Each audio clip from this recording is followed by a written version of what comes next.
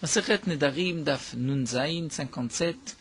Nous commençons encore au début du Hamoud à la Mishnah. Nous avons une longue Mishnah qui n'est pas si simple puisque le Ran va s'étendre et va reprendre aussi la Gemara Daf Mem Zayin que nous avons déjà étudiée.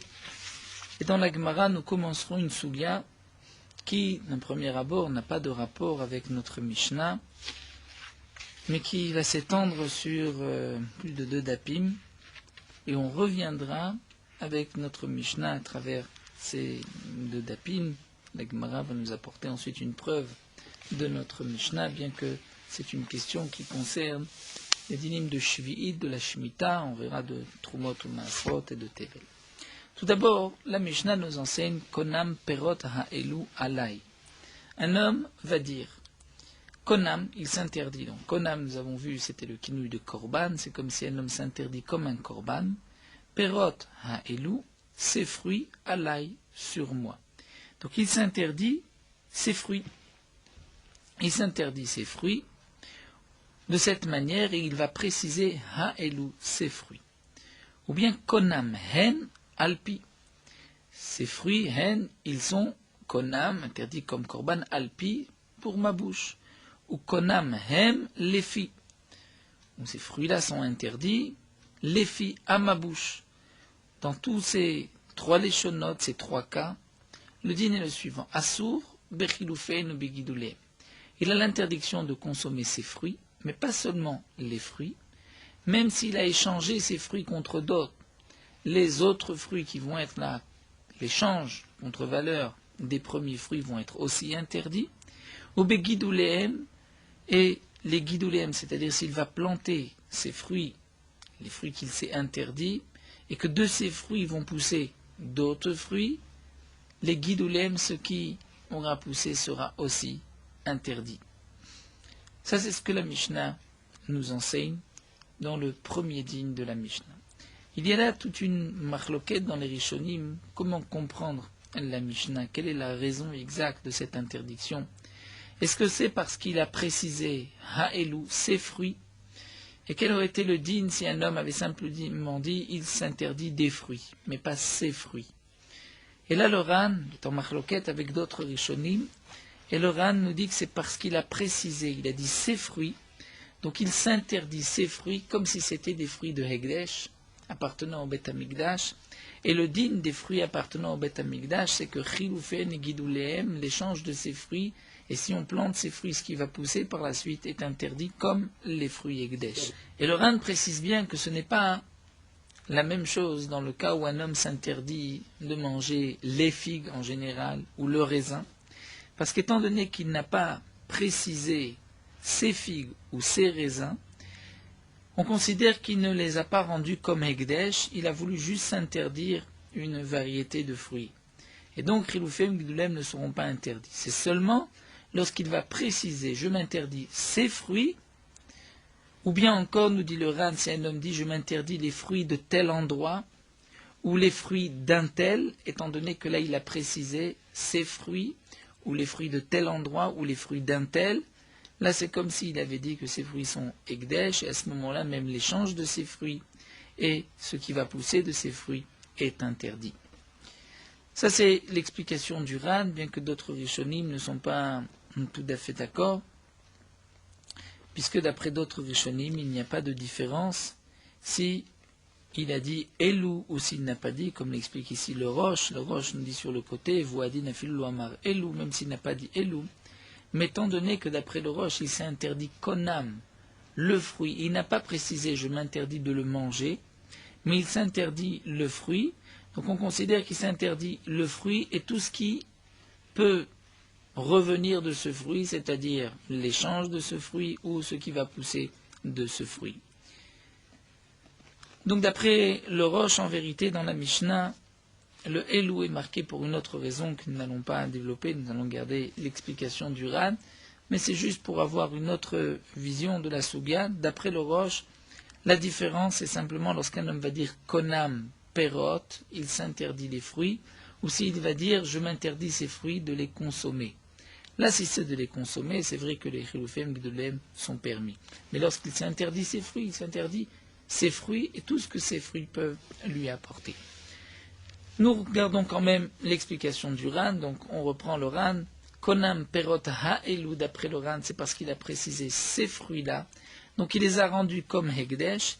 Puisqu'il les a rendus comme Hekdesh, eh bien, il a l'interdiction de consommer aussi Chilufeen, c'est-à-dire l'échange de ses fruits, ou Gidulehem, et ce qui va pousser de ses fruits.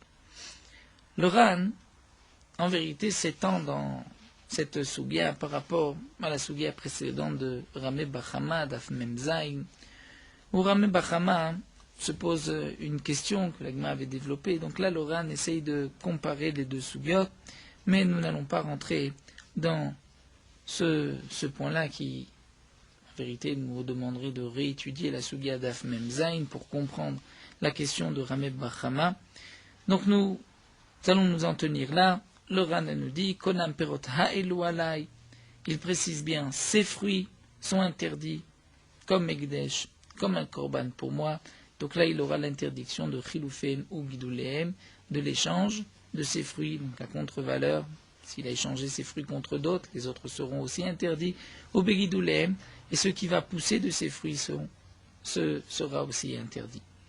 She'ani ochel, ve'she'ani toem, mais si il s'est interdit sous cette forme, il a dit Shani ochel, donc il s'interdit de les manger, Shani toem ou de les goûter, la mutar bechilufem bigdolem.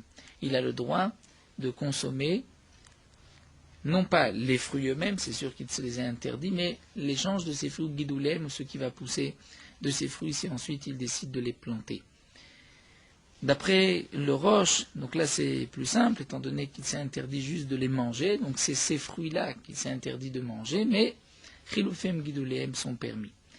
Le Ran, lui, va nous donner une autre explication, puisque d'après lui, il n'y a pas de différence s'il a dit Konam ou Ochel, tout dépend s'il a précisé Ha'elu ou pas Elu. Le Ran nous dit que malgré tout, dans ce cas-là, même si il a rajouté Shani Ochel, Shani Toem, donc il s'interdit ses fruits Shani Ochel, donc en vérité, lorsqu'il rajoute, c'est qu'il vient rajouter une interdiction, malgré tout, Chilufem Gidulehem sont permis. Pourquoi? Parce que cet homme s'est interdit de manger ses fruits. Et donc nous dit le Ran, on rejoint l'explication du Roche, il s'est interdit ces fruits-là, et lorsqu'on va échanger ou planter ces fruits et consommer les fruits qui auront poussé de ces premiers, il ne goûte pas, il ne mange pas les fruits qu'il s'est interdits. Donc c'est pour cela que c'est permis. Et la Mishnah vient préciser Bedavar shezaro kale. Aval bedavar shen zaro kale afilu gidole gidolin asurin. Nous avons deux sortes de fruits, de légumes, de tout ce qu'on peut planter. Il y a zaro kale, il y a zaro she'eno kale. Zaro kale, c'est comme par exemple le blé. Lorsqu'on va planter du blé, nous savons que le blé va complètement mourir, disparaître pour donner vie à un autre épi de blé. Alors que par exemple un oignon ou de l'ail, lorsqu'on va planter cet oignon ou cet ail, il ne disparaît pas, mais de cet oignon, de cet ail, va pousser d'autres oignons, d'autres ail. Donc dans le deuxième cas des oignons et de l'ail, c'est enzaro kale, c'est-à-dire l'essentiel, le fruit lui-même ne disparaît pas, mais c'est de ce fruit que va naître d'autres fruits. Alors que dans le premier cas, pour zaro kale, pour le blé disparaît complètement le premier, et c'est un nouvel épi qui est arrivé. Donc la Mishnah nous explique le Ran, la Mishnah reprend maintenant même le début, ce que nous avons vu. Ce qui est marqué dans la Récha, que lorsqu'un homme s'interdit ses fruits, il a l'interdiction de consommer Gidulehem et Chilufem, c'est-à-dire, même si on a échangé ses fruits contre d'autres, il va s'interdire ses autres fruits, ou s'il a planté ses fruits, il s'interdit ce qui va pousser. Mais là, on pourrait déduire que c'est juste Gidulehem qui est interdit, mais si c'est Gidulehem, ça serait permis. C'est-à-dire que si on va prendre un grain de blé, donc il s'est interdit ce grain de blé, il le plante demain, ensuite pousse un épi, cet épi est interdit. Les grains de blé seront aussi interdits. Mais s'il reprend encore un de ces grains de blé qui a maintenant poussé et il va le planter, le prochain, les autres grains de blé qui vont sortir, là, seront permis, puisque la Mishnah nous interdit Gidulehem, ce qui va pousser de ce qu'il s'est interdit, mashma, je comprends que ce qui va pousser de ce qui a déjà poussé de ce qui était interdit est permis. Et donc là, la Mishnah vient dire, ça c'est seulement Bedavar chez Zaro Kalé, c'est-à-dire comme le blé qui, le premier, disparaît. Et donc là, c'est vrai qu'il ne va s'interdire que les guidoulim, mais pas les guidoulim. Pourquoi nous explique le Ran? Parce qu'en vérité, on peut se poser une question. Lorsqu'un homme s'est interdit ses fruits, pourquoi les guidoulim sont interdits? Ce n'est plus ses fruits. Il a planté un grain de blé, il retrouve maintenant un épi de blé avec plusieurs grains de blé. Ce n'est pas le grain de blé qu'il s'est interdit. Mais malgré tout, nous savons aussi que Chilufin, l'échange, n'est pas non plus ce qu'il s'est interdit. Il s'est interdit du blé, on l'a échangé contre de l'orge. L'orge est aussi interdit, pourtant il ne s'est pas interdit l'orge. Malgré tout, nous voyons, nous dit le Ran, que Chilufin, c'est-à-dire l'échange, et Guidoulim sont interdits parce que Guidoulim n'est pas moins que Chilufin. Chilufin, nous voyons que c'est sûr que c'est interdit l'échange, donc Guidoulim c'est aussi interdit, mais Guidoulim, nous dit le Ran, lorsque c'est quelque chose qui disparaît comme le blé, on revient à des Khalifin, c'est comme un échange, c'est comme quelque chose de nouveau. Et de la même manière que Khalifin est permis, on dira que Guidoulim est permis. C'est-à-dire de la même manière que si on échange le blé contre de l'orge, l'orge est interdit, mais si ensuite on échange cette orge contre un autre blé, ce blé-là, le deuxième, sera permis. Eh bien, ça, nous avons une Gemara là-dessus. C'est que le Ran nous rapporte, Nafmem Zain, nous voyons que Chilufin est permis, donc on dira de même pour Guidoulim. Donc maintenant, on comprend ce que la Mishnah a voulu nous dire. Ce que nous avons enseigné dans la Recha, que Assour, nous avons l'interdiction. Lorsqu'un homme s'est interdit ses fruits, il s'interdit ses fruits, et pas seulement ses fruits, même s'il échange ses fruits contre d'autres, les autres fruits seront interdits. Même s'il plante ses fruits, que de ses fruits va pousser d'autres fruits, Guidoulim, c'est aussi interdit. Mais le Tana vient nous dire, attention, c'est seulement Bedavar chez Zaro Kalé.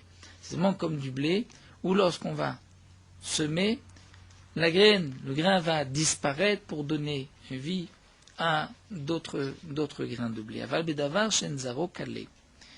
Mais si c'est davar shen zaro kalé, là le din est différent. Afilo guidoulé guidouline asourim. Même guidoulé guidoulim, c'est-à-dire ce qui va pousser de ce qui a poussé est aussi interdit. Pourquoi?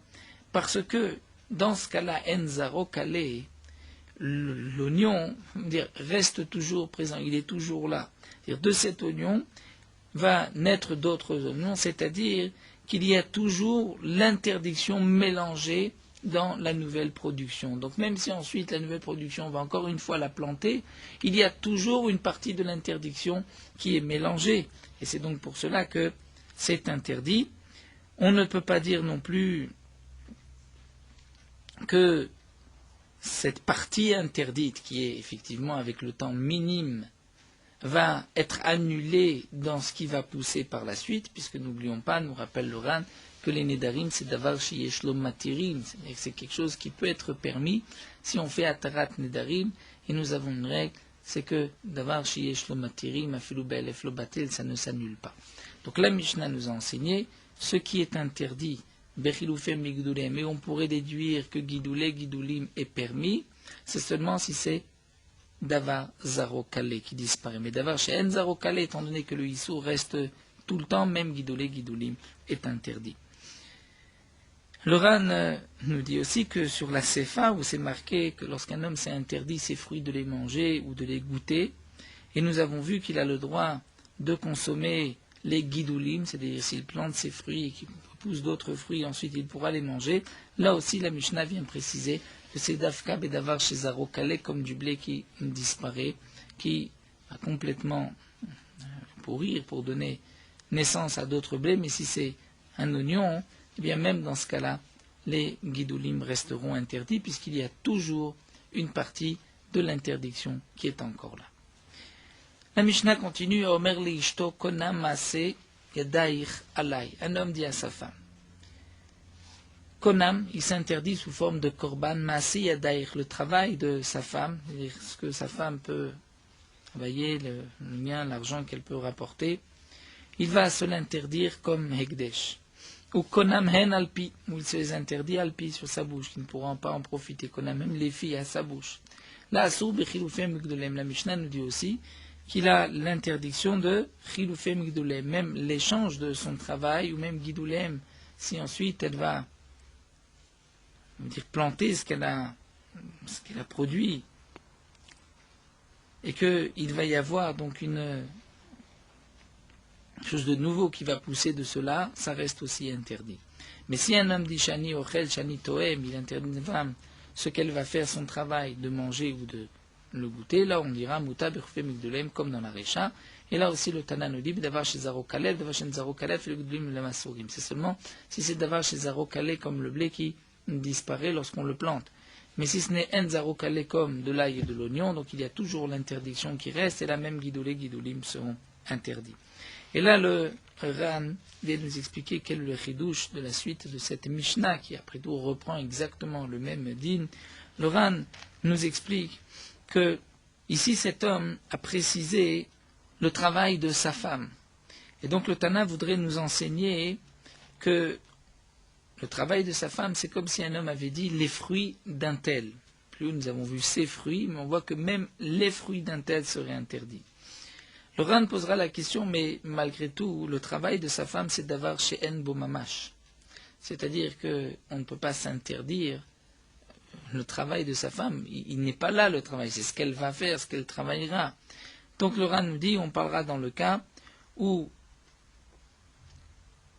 l'interdiction c'est après qu'elle ait déjà fait son travail, ou bien dans le cas où il va interdire ses mains. Il s'interdit les mains de sa femme, les mains sèmes pour ce qu'elle fera. Concernant ce deuxième cas, où cet homme va s'interdire le travail de sa femme, nous voyons que Gidouléem, ce qui va pousser du travail de sa femme, est interdit. De quoi il s'agit? Quels sont ces Gidoulim? Nous avons plusieurs explications dans les Rishonim. Le Rosh ici nous dit que si c'est la femme qui a planté un arbre, eh bien ce qui poussera de cet arbre sera donc interdit, puisqu'il s'est interdit le travail de sa femme. Alors que le Tosfot lui va donner une autre explication, il va nous expliquer Begidoulim et Chilufim, c'est par exemple si sa femme a préparé un aliment, elle a échangé cet aliment contre des fruits, et Gidoulim, c'est si ensuite elle va prendre ces fruits et elle va les planter. Donc on retrouve Chilufim et Gidoulim aussi pour le travail de sa femme. La Mishnah continue avec une sugia que nous avons déjà étudiée plus haut, au début de notre Masechet, Daf Tedvav.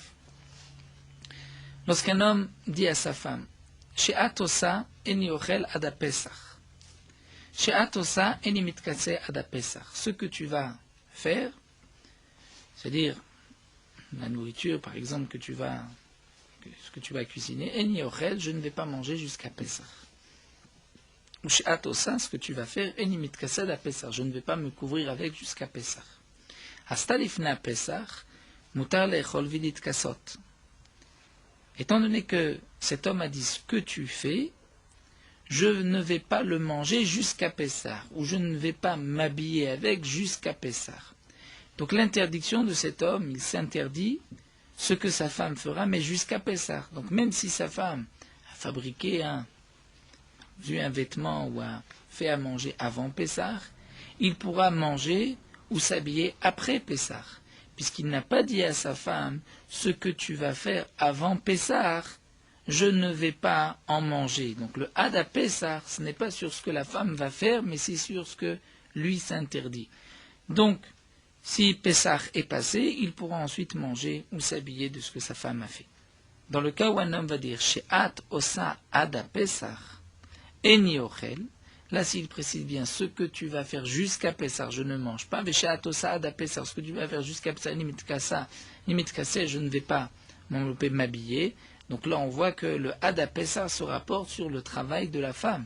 Et donc là, on dira Astalifna Pessah, sur les Rolvit Kasot, Achar Pessah, que si elle a fait à manger ou si elle a fabriqué un vêtement avant Pessah, eh bien, il ne pourra pas l'utiliser même après Pessah. Donc la Mishnah nous enseigne que tout dépend où est-ce que l'homme a placé le Had à Pessah. S'il a dit ce que tu vas coudre, je ne vais pas porter jusqu'à Pessah, Donc on comprend qu'il s'interdit de porter jusqu'à Pessah. Après Pessah, il n'y a pas d'interdiction. Mais s'il dit, ce que tu vas coudre jusqu'à Pessah, je ne vais pas porter, donc là il s'interdit ce qu'elle va coudre avant Pessah, même après Pessah, il aura l'interdiction de se couvrir avec. La Mishnah continue, et ça c'est ce que nous avons vu d'Afted Vav, She'at nehenit li ad Pessah. Himolechet at lebet avich ad Chag. Un homme interdit à sa femme de profiter de lui, de ses biens, de tout ce qui lui appartient, jusqu'à Pessah, si sa femme se rend chez ses parents à elle, chez son père, ad Chag jusqu'à Sukkot. Donc un homme se trouve avant Pessah, quelques mois même avant Pessah, ou 6 mois avant Pessah, il dit à sa femme, voici je t'interdis de te rendre chez ton père pendant 1 année, jusqu'à Sukkot. Seulement, le mari ne peut pas interdire cela à sa femme.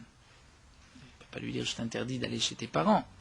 Mais il peut lui interdire sous forme de néder. Donc il lui dit, si tu vas chez tes parents jusqu'à Sukkot, tu as l'interdiction de profiter de mes biens jusqu'à Pessah. Donc là, quel va être le din? Jusqu'à Pessah, halcha lifnei Pessah, asura bena'ato ad Pessah. Si elle s'est rendue dans les premiers 6 mois, nous avons pris un exemple de 1 an. Il se trouve après Sukkot, il dit jusqu'à Sukkot prochain. Sukkot s'était mal passé, donc il propose jusqu'à Sukkot prochain. Si tu te rends chez tes parents, je t'interdis de profiter de mes biens jusqu'à Pessah. Donc si sa femme se rend chez ses parents avant Pessah, bien évidemment, elle aura l'interdiction de profiter des biens de son mari jusqu'à Pessah. Si donc, si elle s'est rendue avant Pessah. Maintenant, dans le cas où, jusqu'à Pessah, elle ne s'est pas rendue chez ses parents. Mais, après Pessah, elle se rend chez ses parents. Donc là, il va y avoir une interdiction rétroactive sur tout ce qu'elle a profité de son mari jusqu'à Pessah. Donc là, la Mishnah nous dit Bebal Yachel, c'est-à-dire elle aura transgressé le néder de son mari si elle a profité de bien de son mari jusqu'à Pessah. Bien sûr, si elle n'a pas profité, elle s'est dit je ne sais pas, peut-être que après Pessah je vais me rendre chez mes parents, donc dès maintenant je m'abstiens, je ne profite pas de tes biens.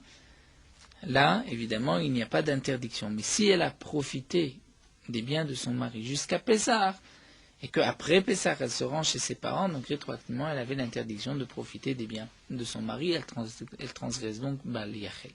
Nous avons vu dans le premier Pérec, la marloquette entre Rabbi Yehuda et Rav Nachman, quel est le din de cette femme qui, avant Pessah, se pose la question, ai-je le droit de profiter des biens de mon mari ou pas? A priori, tant qu'elle n'a pas été chez ses parents, elle a le droit.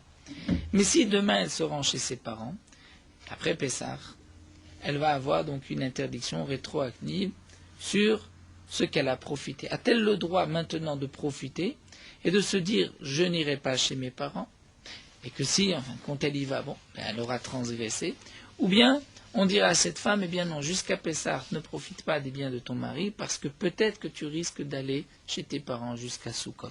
Ça c'était donc la marloquette, et on expliquera aussi le Bal Yachel, donc d'après un, on expliquera qu'elle avait profité des biens de son mari parce qu'elle avait le droit, mais ensuite elle s'est rendue chez ses parents, donc elle transgresse son éder.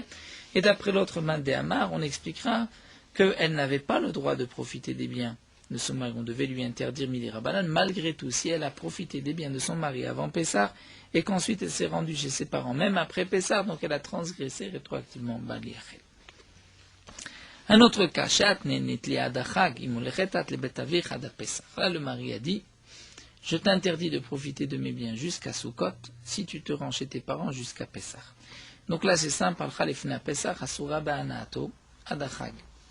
si la femme s'est rendue chez ses parents avant Pessah, donc elle a l'interdiction de profiter des biens de son mari jusqu'à Sukkot.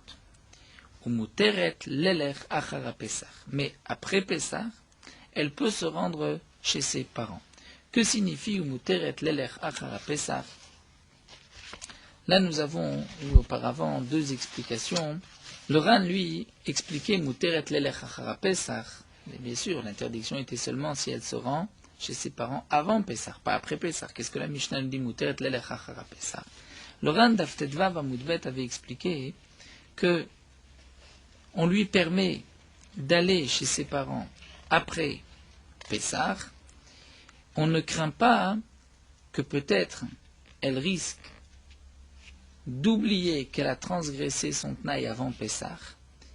Et si on lui permet aujourd'hui d'aller, elle risque même de profiter des biens de son mari. Donc j'aurais pu croire que je vais l'interdire même après Pessah, afin qu'elle se souvienne que même avant Pessah, elle a l'interdiction d'y aller, donc à Mashmalan que non, qu'on ne va pas aller jusque-là. Ça, c'était l'explication du Ran, mais que Tosfot là-bas nous donnait une autre explication toute simple. Il nous disait que c'est-à-dire si elle ne s'est pas rendue avant Pessah, eh bien elle a le droit d'aller après Pessah, puisqu'après Pessah, il n'y a pas d'interdiction. La Mishnah continue, la Gemara continue à Omer l'ishto konam asiyadecha alai, konam enalpi, konam lefi. Donc nous avons vu à propos de celui qui s'interdit le travail de sa femme. Nous allons laisser la Sugya de Nedarim pour l'instant. Nous allons rentrer dans une nouvelle Sugya concernant la Shvit, concernant un oignon qu'on va planter encore une fois. Et ensuite, Bezrat Hashem, vers la fin de la Sugya, nous reviendrons à notre Mishnah. La Gemara nous rapporte que Ishmael ish Kfar Yama. Ishmael, c'était un homme qui était un habitant de ce Kfar, de ce village, Yama, qui était au bord de la mer, nous dit le Ran. Ve'amrela, d'après certains, on disait Ish Kfar Dima, c'est que son nom, le nom du village était Dima, c'est ainsi qu'explique le Roche. Donc non pas un village au bord de la mer, mais le Kfar s'appelait Dima. Et là, Beyado, il a monté dans sa main, c'est-à-dire, nous explique le Ran, c'est lui qui a rapporté cette question, ce problème devant les Chachamim. Quel est le din batsal d'un oignon chez Akro et Shivit qu'on a déraciné pendant l'année de la Shemitah? Donc c'est un oignon qui a la Kedusha Shvi'it, c'est-à-dire ses fruits, cet oignon a la sainteté de la Shemitah. Après le biour, il faudra aussi le faire sortir de chez soi, accomplir une date biour lorsqu'on n'en trouve plus dans les champs. Donc on est tenu à se conduire avec ce fruit de Shemitah, cet oignon de Shemitah, comme tous les dinim, toute la sainteté de Shvi'it. Seulement on a pris cet oignon, Veneta Obeshminit, on l'a planté la 8e année. Verabou Gidulav Alikro, et ensuite ce qui a poussé de cet oignon est devenu plus grand, plus nombreux, plus gros que le Icar, que la racine, que ce qu'on avait planté. Quel est le statut maintenant de cet oignon? Varika Mevayele, et voici la question qui se pose. Est-ce que Gidulav Heter, Veikaro Asur, est-ce que ce qui a poussé de cet oignon, puisque c'est la 8e année, c'est permis? Ikaro, l'oignon lui-même, il vient de la 7e année, donc lui il est interdit, c'est-à-dire il a le statut de Shvi'it. Et donc, Kevan, Derabou Gidulav Alikro, puisque ce qui a poussé est plus nombreux que la racine même, eh bien, Otam Gidul et Eter Maalim et Taïsour, c'est-à-dire ce qui était permis va maintenant annuler même la partie interdite, Olo, ou peut-être que non. Donc le Ran nous explique que le Safek qui est posé ici, c'est est-ce que les Gidulim, en vérité, qui proviennent, c'est-à-dire ce qui a poussé, ça vient de quelque chose qui est Enzaro Kalé. N'oublions pas que nous avons vu dans la Mishnah que l'oignon ne va pas complètement se décomposer. Donc si l'oignon ne se décompose pas, et que les Gidulim, c'est en vérité partie de l'oignon qui continue de se développer, de pousser, peut-être que les Gidulim vont être interdits, ou peut-être que les Gidulim vont être permis. Donc la question qui se pose, nous explique le Ran, c'est de savoir est-ce que ces Gidulim sont permis ou est-ce qu'ils sont interdits. Mais lorsqu'on va dire qu'ils sont permis, donc là on posera la question, est-ce que, puisque c'est permis, ça peut annuler le Issour, l'interdiction? Et si c'est interdit, donc c'est évident que le tout sera interdit. Donc la question qui est posée est tout d'abord, est-ce que ce qui a poussé de cet oignon est permis ou pas? Et donc, comme conséquence de cette question, si ce qui a poussé est permis, automatiquement ça va annuler ce qui était interdit, étant donné que nous avons ici une annulation par la majorité. À tous les kameh de Rabbi Ami, on a posé la question à Rabbi Ami, lo avait beyadé, il n'avait pas la réponse dans ses mains. Les kameh de Rabbi Tzrak Nafra, On a posé le problème devant Rabbi Tzrak Nafra, et Pashit le Minhada. Il a répondu de cet enseignement de Rabbi Hanina. Amar Rabbi Hanina Terita'a, Amar Rabbi Yanai. Rabbi Hanina Terita'a dit au nom de Rabbi Yanai. Batzal shel teruma. Un oignon de teruma, shinat'u, qu'on a planté. Verabu gidulav alikro. Maintenant, se sont multipliés ce qui pousse de cet oignon sur le ikar, sur l'essentiel, sur l'oignon lui-même. Eh bien, moutar, c'est permis. Que signifie que c'est permis, nous explique le Ran, c'est qu'il n'y a plus de terouma sur cet oignon. Puisque Gidulim, ce qui a poussé de cet oignon, n'est pas de la terouma, c'est permis. Et ça va maintenant annuler même l'essentiel de ce qui était interdit au début, ce qui était terouma. La terouma est interdite à tout Israël. Elle n'est permise qu'au Kohen. Eh bien, moutar, c'est-à-dire que maintenant, tout ce qui a poussé, même l'oignon lui-même, va être permis même pour un Israël, pas seulement pour un Kohen, mais c'est vrai, nous rappelle le Ran qu'il faudra prélever maintenant Trumot ou Masrot, puisque ça va prendre un statut de Tevel. En tout cas, nous voyons de cet enseignement de Rabbi Yanai que lorsque ce qui va pousser de l'oignon est permis, et on voit que c'est permis, eh bien ça pourra annuler même le Ika. Donc on dira de même pour cet oignon de la Shemitah, qui a été ensuite planté la 8e année, et que maintenant cet oignon a produit d'autres oignons, les autres oignons sont permis et vont annuler le premier, donc il n'y a pas de Kedushat Shivit sur tous ces oignons. Amarle Rabbi Yirmiyah, mais Rabbi Yirmiyah lui a dit Rabbi Tzrak Nafra, Vitema Rabbi Zrika. D'après certains, c'était Rabbi Zrika qui lui a dit Shavik Martren Vavit Kechad. Il est assez étonnant que tu aies laissé la vie de 2 Chachamim pour suivre la vie d'un seul Chacham. C'est-à-dire, nous allons voir qu'il y a 2 Chachamim qui pensent que non, que les Gidulim ne vont pas annuler le Ikar, l'oignon lui-même. Maïninou, qui sont ces deux-là, Maïnoutrin. Damar, le premier, c'est Rabbi Avom, Rabbi Yochanan. Yalda, Shesivcha, Bezekena. Lorsque nous avons un arbre qui est Yalda, c'est-à-dire l'arbre n'a pas encore 3 ans, donc tous ses fruits sont hors là, sont interdits. Si on l'a greffé dans Zekena, c'est-à-dire dans un arbre qui a déjà plus de 3 ans, donc il n'y a plus d'interdiction de hors là, et normalement, nous rappelle le Ran, c'est une Gemara dans Masechet Sota, Yalda, chez Sevra Bezekena Betela, c'est-à-dire que on ne compte plus, si on prend un plant de moins de 3 ans, qu'on va greffer dans un arbre qui a plus de 3 ans, on ne va pas compter maintenant la orla par rapport au plant qui a moins de 3 ans, puisque maintenant qu'il s'est greffé, il s'est annulé dans l'arbre qui a déjà plus de 3 ans. Seulement le problème qui se pose ici, c'est que Uba Perot, dans cette Yalda, c'est-à-dire dans ce plant qui avait moins de 3 ans, il y avait des fruits. Donc ces fruits étaient orla.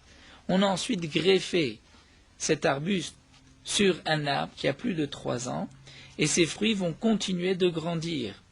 Est-ce que maintenant, le fruit qui était hors là, mais qui est maintenant greffé, qui grandit grâce au skena, cet arbre qui a déjà plus de 3 ans, est-ce que maintenant ce fruit sera permis?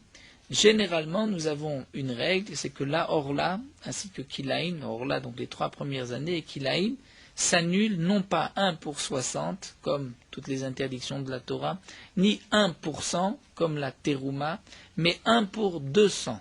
Ça c'est pour Kilaïm et Orla. Eh bien, Rabbi Avo nous dit au nom de Rabbi Yochanan, Fal Pisho Sifa Mataim, même si maintenant ces fruits ont grandi et ont rajouté, ils se sont tellement grandis qu'ils sont devenus 200 fois plus grands que ce qu'ils étaient au départ, Assour, tout reste interdit.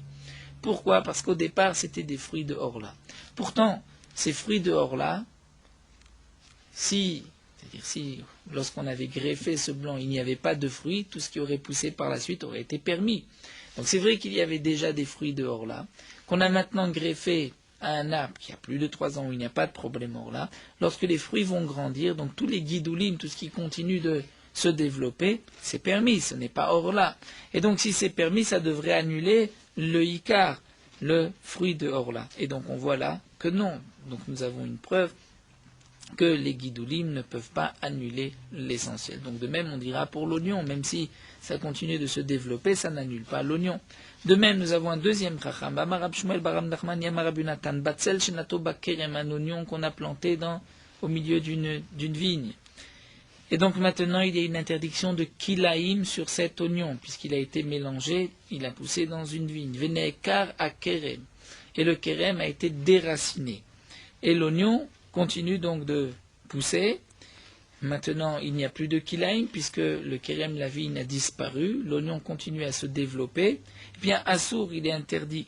Bien qu'on pourrait dire que, puisqu'il a continué à pousser, donc maintenant, ce qui va pousser va annuler même l'interdiction de ce batsal qui était au début de Kilaïm. Eh bien, Assour, ça reste interdit. Et nous avons même une autre girsa qui nous dit Afilu osif mataim. Donc, bien évidemment, dans le contexte, que même si ça a rajouté, il y a maintenant plus de 200 fois que cet oignon, puisque c'était Kilaïm s'annule dans 200, donc normalement on aurait dû dire que tout s'annule, malgré tout ça reste interdit. Donc on voit que les Guidoulim n'annulent pas le Ika. Donc si c'est ainsi, la question était sur Rabbi Tzrak Nafra, comment se fait-il qu'il a choisi la vie de Rabbi Yanaï? C'est vrai que Rabbi Yanaï dit que les Guidoulim vont annuler, donc ce qui va pousser par la suite va annuler l'essentiel interdit, quand c'était Batsal Shel Teruma. Pourtant on voit que Rabbi Yochanan ainsi que Rabbi Yonatan, tous les deux sont du même avis, que même ce qui va pousser par la suite, se développer d'un oignon, de quelque chose d'interdit, ne va pas, même s'il y a suffisamment pour annuler l'interdiction, ça ne sera pas annulé, ça reste interdit. Alors, la Gemara nous dit, Hadar Atel et Kamed et Rabbi Ami, ensuite c'est présenté devant Rabbi Ami, et Rabbi Ami, Pashit le Minada. Donc auparavant, nous avons vu que Rabbi Ami n'avait pas de réponse, et là, lorsqu'il est retourné chez Rabbi Ami a répondu de cet autre enseignement d'Amar Rabbi Tzrak, Amar Rabbi Yochanan, Rabbi Tzrak avait dit au nom de Rabbi Yochanan, Litra Betsalim. Litra, c'est une mesure d'oignon, chez Tikna, qu'on a arrangé, c'est-à-dire on a prélevé Trumot ou Maasrot, et ensuite, Vezara, on a semé, donc on a planté. En vérité, on ne sème pas. Le Lachon Zara nous explique le Ran. C'est parce que dans une litra, il y a beaucoup d'oignons, et donc on va les éparpiller. Donc c'est comme si on les avait semés. C'est pour ça qu'on emploie le terme de Zria. Bien que Zria, en général, c'est pour les graines, pour le blé, l'orge, etc. Donc le din est que litra betsem, cette mesure d'oignon chez Tikna, qu'on a prélevé Trumot ou Masrot, Vezara, et qu'ensuite on a planté, semé.